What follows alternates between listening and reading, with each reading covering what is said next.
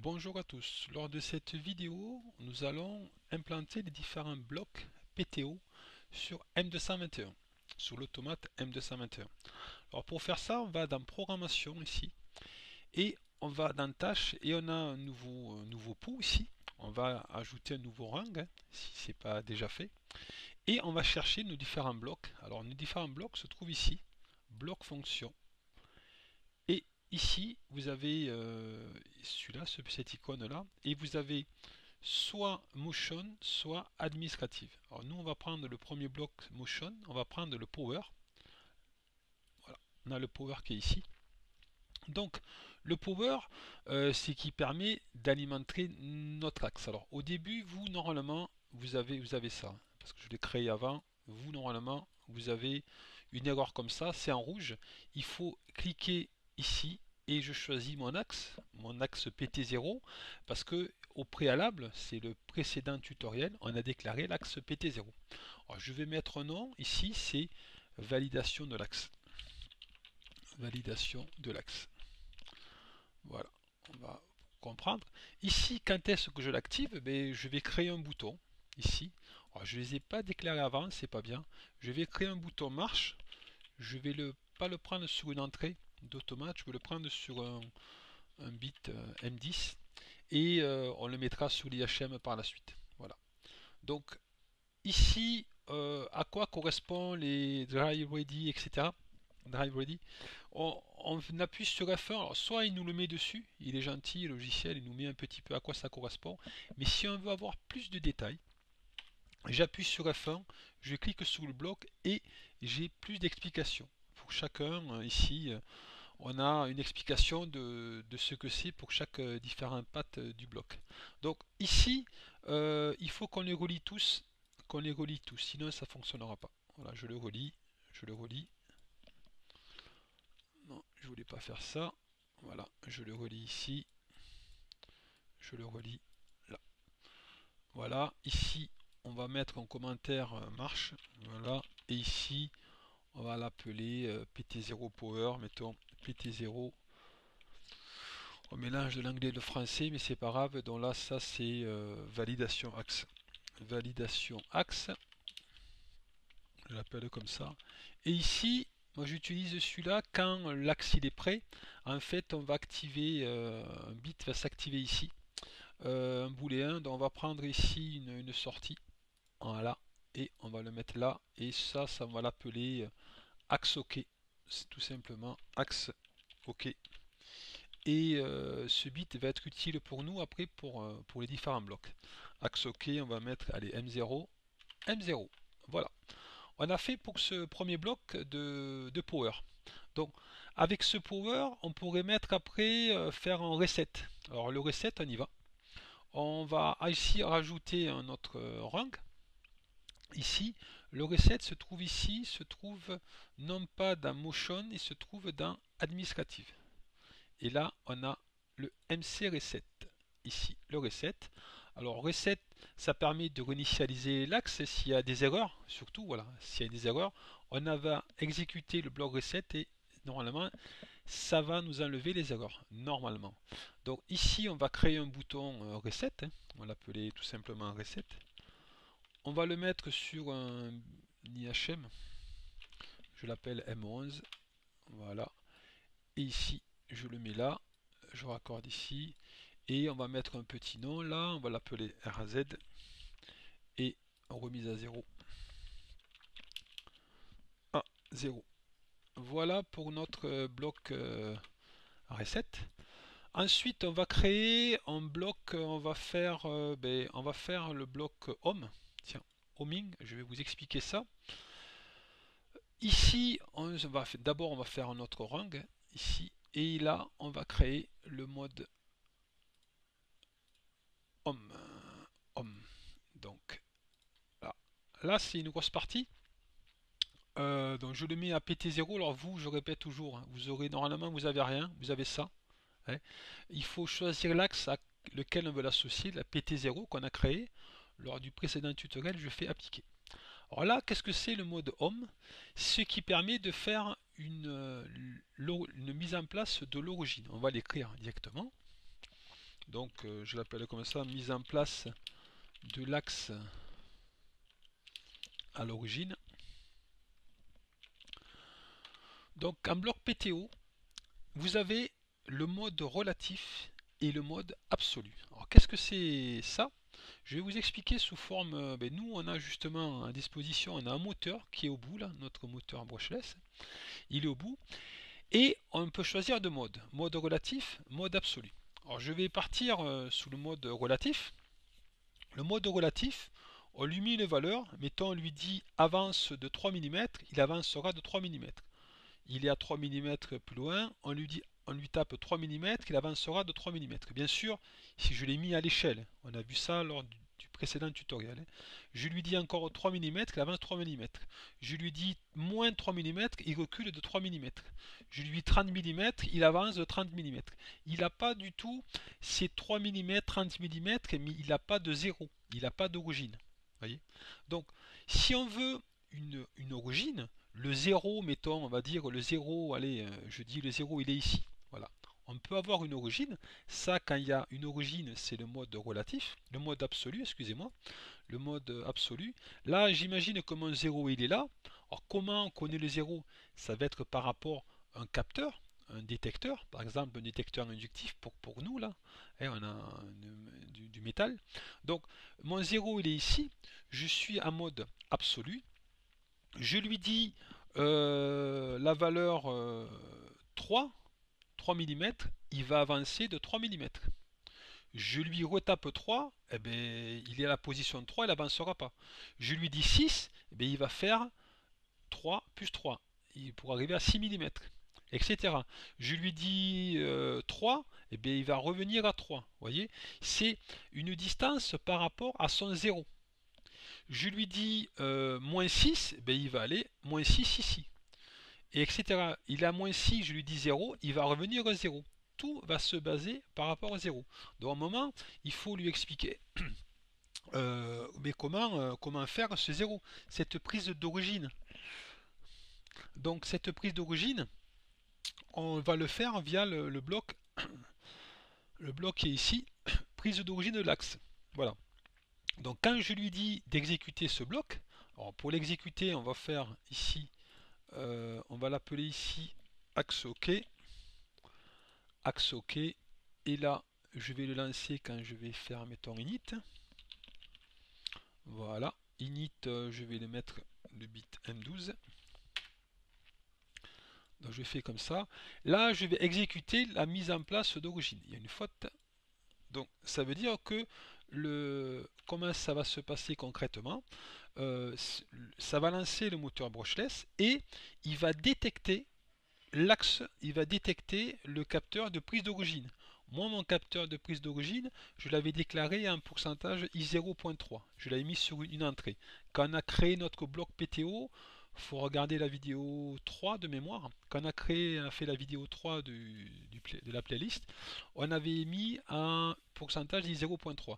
Donc le moteur va se déplacer, il va se déplacer. Dès qu'il arrive à son origine, alors des fois il va le dépasser, il va redescendre, il va revenir. Ça c'est par rapport à ce qu'on choisit ici, là, par rapport à ce qu'on choisit, je le vois pas. Non, je le vois pas ici. MC Home, il y a, je le vois plus. C'est voilà par rapport au mode ici, par rapport au mode, il va dépasser l'axe ou dépasser le prise d'origine et revenir. Mais en gros, si je veux résumer, j'appuie sur Init, le moteur brushless va se déplacer, il va arriver au capteur d'origine et on aura notre origine. Voilà, il sera impératif de faire une prise d'origine avant de lancer un mode absolu. Donc voilà, on a vu ça, c'est quand même important de voir ça. Là, ici, ben, ça suffit, on exécute. Vous avez toujours la vitesse maximum et vitesse minimum. Ici l'accélération et décélération, mais ça on peut le modifier, on le modifiera par soit vous double-cliquez ici, vous le modifiez là, soit on peut le faire depuis un IHM. Alors mettons ici, on va le faire directement ici, allez. Donc on lui dit vitesse maximum 100, alors c'est l'unité, il faut regarder dans la notice, et bien on va le voir, 50 accélération, on met 50, allez, je mets des valeurs pour vous faire voir, 50 ici, appliqué. Alors à quoi ça correspond les unités? Ici c'est, je appuie sur F1 et là on a les différentes unités. Voilà. Là on a des hertz, des hertz, des hertz par milliseconde pour l'accélération. Et ici, j'ai expliqué ça tout à l'heure, le mode, comment il va se mettre en référence par rapport au capteur, le dépasser, pas le dépasser, c'est par rapport à ça. Ça, je vous invite à avoir l'aide pour ça. Moi, je prends celui-là pour ma position. Alors, si, on va pas tout expliquer, sinon on en aurait pour des heures et des heures. Donc, celui-là, je vais l'appeler PTO Home. Celui-là, PTO Home. Donc, Home de maison, hein. On a dit, on fait une prise d'origine, hein. On va se repérer par la maison, par rapport à une maison. C'est symbolique. D'origine. Pour mode absolu, ouais, je marque tout. Mode absolu. Voilà. On a fait ça. Maintenant, on va créer un autre bloc. Le bloc, eh bien, on va le créer, le bloc, bien sûr, absolu, hein. Voilà. Donc, je me mets là, ici. Et je vais créer, mince, je vais créer le bloc absolu, mauve abs, voilà, je me mets là et je me mets ici. Alors le mode absolu, on va le mettre comme ça, mais on va ici mettre un nom, on va l'appeler PTO mode absolu. Et ici, quand est-ce qu'on va l'exécuter? Ben, si mon axe il est OK, toujours pareil, ici axe OK. Donc quand j'ai appuyé sur le power, il est bon là-haut, le premier bloc qu'on a fait, et je vais créer un bouton que je vais appeler avance absolue, apps. Voilà, il n'est pas créé. Ce sera mon bit M14 par exemple. Et je l'ai supprimé, donc on va le refaire. Avance apps, voilà. Donc ici déplacement absolu, donc déplacement, allez je le marque comme ça, déplacement pour comprendre, déplacement à mode absolu. Voilà pour ce mode absolu. Ensuite, on va créer ben, le déplacement en relatif, hein. Bon, j'ai expliqué ce que c'était que le relatif juste avant. Donc on y va. On prend un bloc. Ici, on prend le mode. Le mode. La souris est sensible. Le mode relatif. Le voilà. Donc je me mets là. Ah, il a mis dans le même rang. Ça va pas fonctionner. Je vais me mettre là. Ici. Et je me mets en mode relatif. Voilà. Il me l'a pris. Dans mode relatif, et toujours la même histoire, hein. Je l'associe au PT0. Vous voyez déjà, je choisis mon axe. Donc ici, je mets axe OK. Et après, je vais créer un bouton avance relatif. Av-rel relatif, je l'appelle comme ça. Et je vais dire c'est le bit M15. Voilà. Donc toujours pareil, je peux modifier l'accélération, le décélération, la vitesse, mais on verra ça. Nous, on va le faire depuis un IHM. Vous voyez, j'appuie sur F1. Ici, on voit la vitesse. On va c'est un Hertz et une variable de type int, un double entier. Nous, on va le saisir depuis un IHM. Donc on continue avec notre relatif. On va mettre un nom ici, c'est pas bien de ne pas avoir mis de nom. Donc ici, on va l'appeler PTO, PTO relatif, relatif, relatif, mode relatif. Et ici, on va lui mettre déplacement en mode relatif. Voilà, et ici, vite relatif. Bon, c'est tout. Je mets vite, voilà. Voilà, comme ça. Ici, je me suis pas trompé là-haut, absolu. Non, c'est bien ça. C'est des noms que je mets. Ensuite, oh, il nous manque quoi? Il nous manque le mode manuel.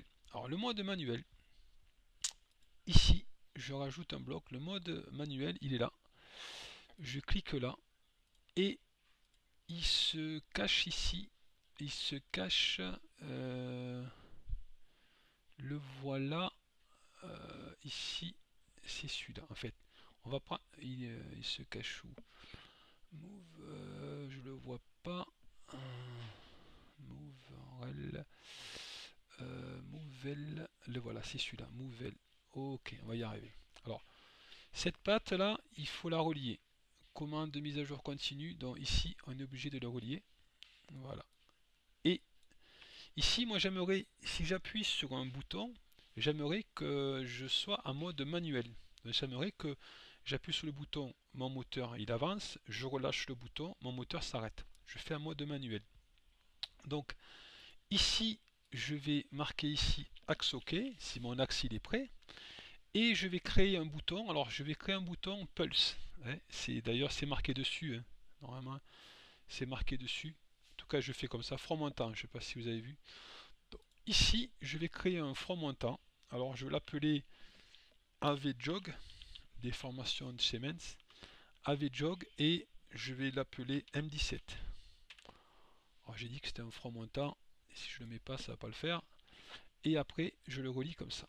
Donc ça veut dire que quand j'appuie sur le bouton ici, M17, AVJog, eh bien, je vais avancer. Je vais faire un pulse, ça va avancer dans le sens avant. Pourquoi le sens avant? Parce que ici, ma direction, elle est à 1. Ici, direction positive. Alors, pour aller dans le sens arrière, bien évidemment, je vais faire un autre bloc et je vais marquer la direction à -1.